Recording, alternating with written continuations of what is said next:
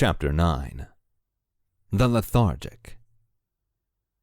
The Second Hell.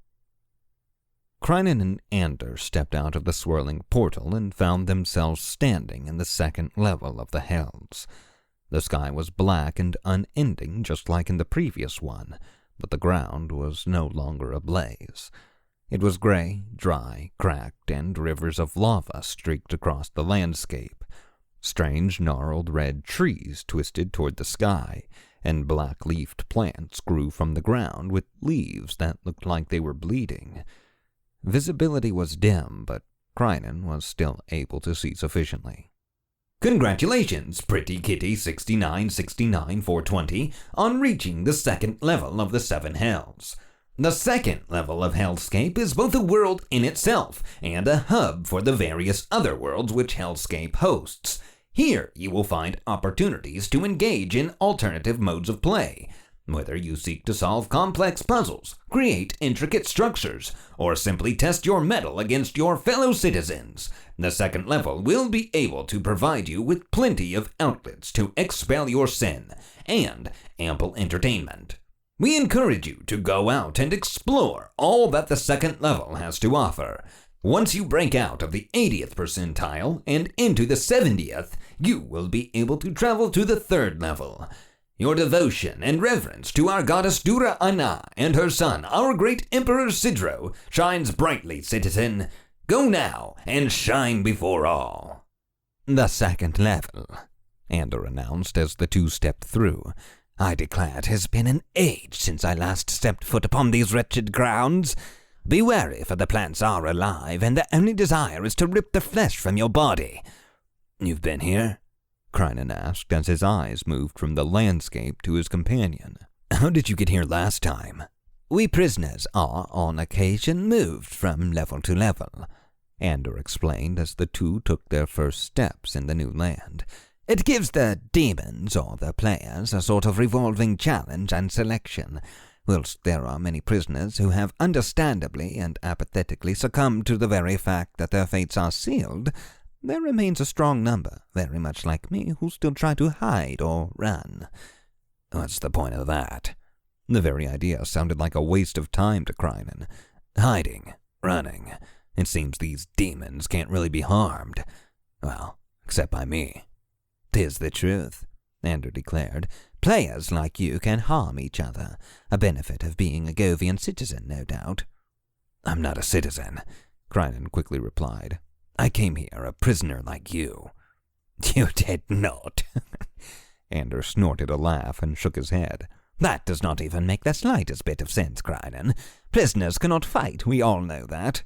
It's true, Crinnan insisted. I dropped from the sky, my bones shattered and spread all over the fields of misery. But something happened. Someone came to me, and things changed. Now I can fight. Ander scoffed and took a few steps away from Crinnan, shaking his head and mumbling to himself. He looked up at Crinnan a few times with an agitated look on his face and raised his finger once as if he were about to say something, but it seemed he couldn't find the words. Look, I don't give a shit what you think, Crinnan finally said. I was told I could get out of here if I got to the 7th level. I don't know if it's true or not, but I definitely don't have anything better to do. I might as well try.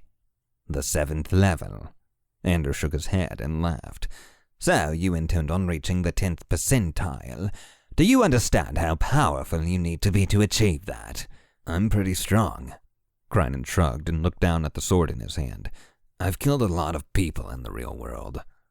That is an advantage, Ander hummed and stroked his chin. People here, they are citizens of the Empire. They fight in this game, but they have no real skill, only shiny weapons and the knowledge of how to manipulate mechanics to their benefit. You were a warrior in life. Black Knight, Crinnan said with a nod. Freedom fighter, one of the best of them. I still have no knowledge of this Black Knight you speak of, Ander hummed thoughtfully.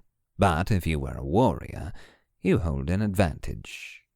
Have you killed these Imperial soldiers before? Plenty of them, Crinnan nodded. A few dozen at least. They die easy. Well, from what I have gathered of these Govians, their entire military has access to this place, Ander said.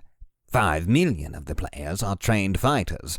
The rest are citizens. While not everyone is logged in at the same time, I do want to say that it would be prudent to take care when choosing your fights. Bring 'em on, Crinnan shrugged.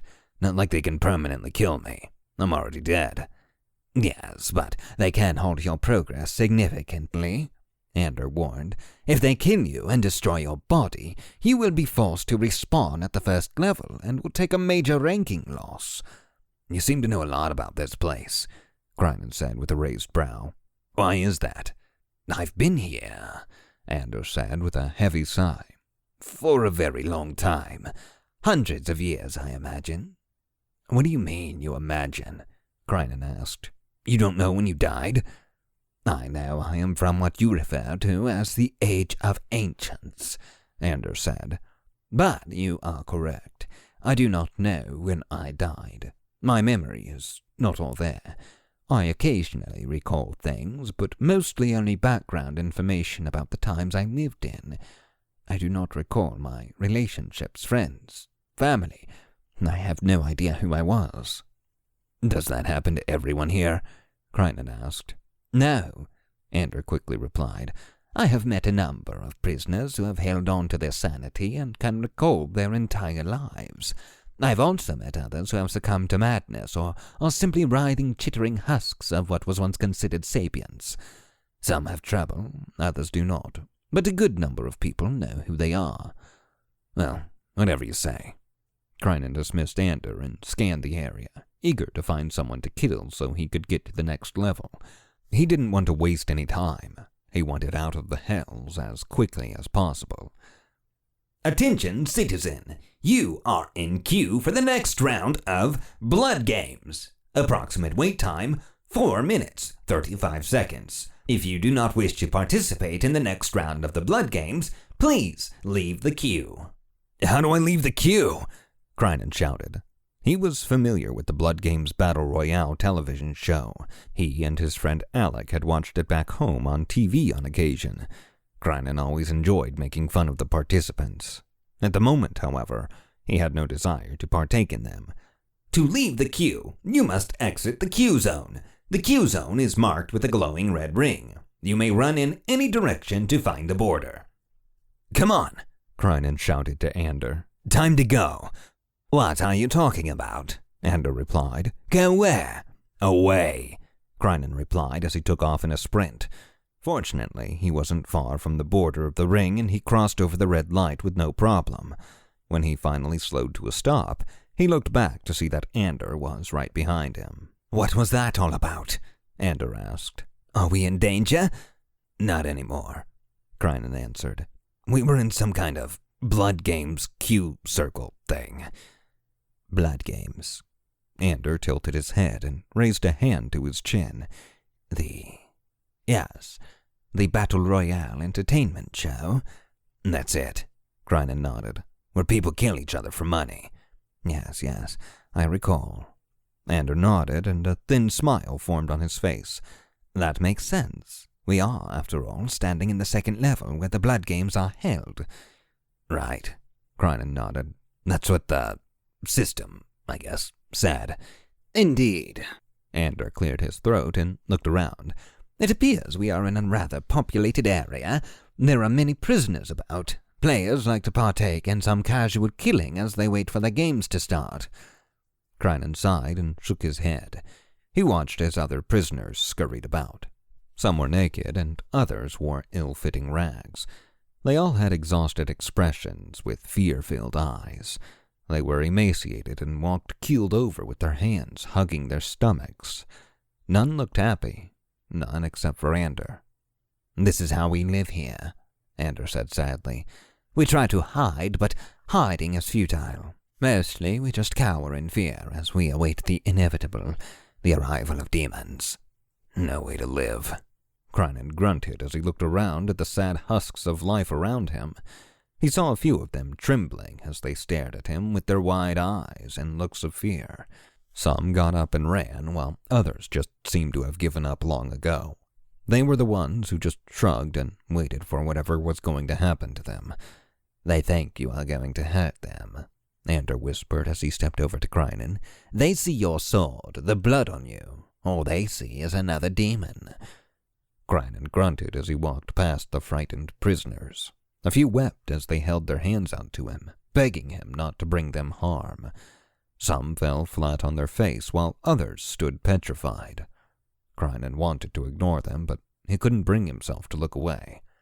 I won't hurt any of you, Crinnan finally said, feeling a well of compassion spring up from his core. Don't worry. A few of them sighed with relief, their shoulders dropping as if a weight had been lifted from them, while others just stared at Crinnan with absent eyes. Crinnan wasn't known by most to be a compassionate or caring person. He did what he was told without question. He killed without hesitation. He didn't care about others or their problems because he felt they weren't his to bear. Seeing the prisoners, fellow people, forced to live their lives the way they did struck him, though. They had nobody coming to save them. They couldn't do anything to protect themselves. There was zero chance of hope for them, and that simply wasn't fair. Is there anything I can do? Crinnan asked, looking over at Ander. Anything to make it better? Apart from devoting your existence to protecting them? Ander asked with a raised eyebrow. No, there is nothing you can do for them. Be wary, Crinnan. A demon approaches. Good, Crinnan replied. He was eager to punish someone for doing what had been done to the prisoners before him. Let him come. I caution you against rash decisions, Ander said, his tone rising a bit. The demons that come here regularly are formidable fighters. They may not be brought down as easily as you anticipate. They are formidable butchers, Crinnan corrected Ander. I am a formidable fighter.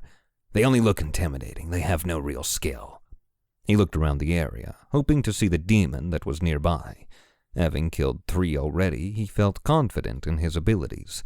Killing them reminded him of killing marauders in the Canrouge wastes. As long as he didn't come across another yeti or similar large monster, he felt like he was going to be fine.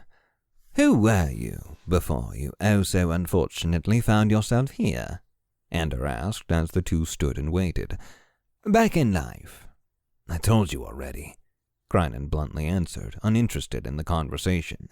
You mentioned Black Knight, yes, Ander conceded, keeping a watchful eye on their surroundings. However, I am inquiring about you, your hobbies, relationships. Did you have any children or a wife? No, Crinnan answered as he peered off into the distance. For the best, I imagine, Ander murmured as he sensed Crinnan's lack of enthusiasm about their conversation. So, no hobbies? Surely you did something to pass the time? I don't know, Crinnan replied with a sigh. I slept a lot. Sleep, Ander reflected as he tried to keep the conversation going. Something we rarely have the opportunity to do here in the Hells. Up there, Crinnan nearly shouted as he pointed in the distance. I see one. Well, lovely chatting with you then. I do believe that it is in my best interest to remain here. Ander planted his feet. For I haven't the faintest of desires to interact with another demon. Good. Crinnan gave Ander a thumbs up and ran ahead. Keep watch. Let me know if any more come. But of course, Ander unenthusiastically shouted back as Crinnan ran away.